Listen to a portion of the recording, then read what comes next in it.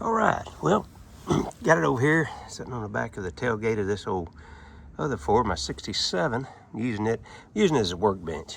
Yeah, I know Ford's built Ford tough and can do about anything.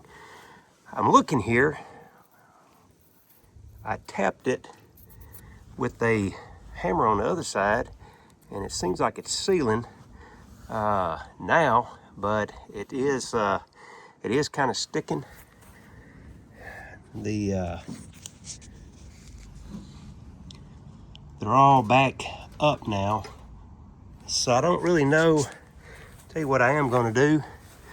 Since we got it off, I'm going to pull all these valves out and check them.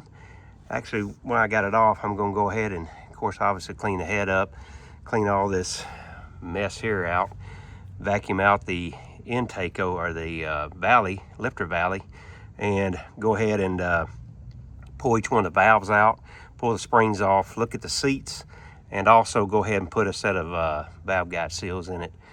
Might as well while it's here. And I think putting one head gasket on it, I don't like doing that. So I'm probably gonna go ahead and pull the other head off as well and take a look at that side and just see what it looks like as well.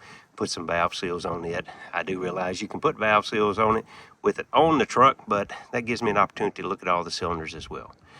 So here we go.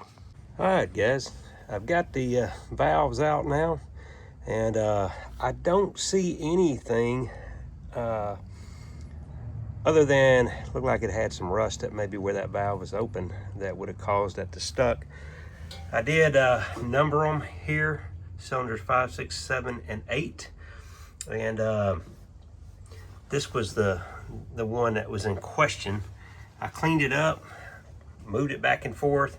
Looks like it was just maybe stuck, and of course, obviously, the old seals are shot. But I'm gonna go ahead and clean this head up real good, and I've got some seals coming, and we're gonna put some new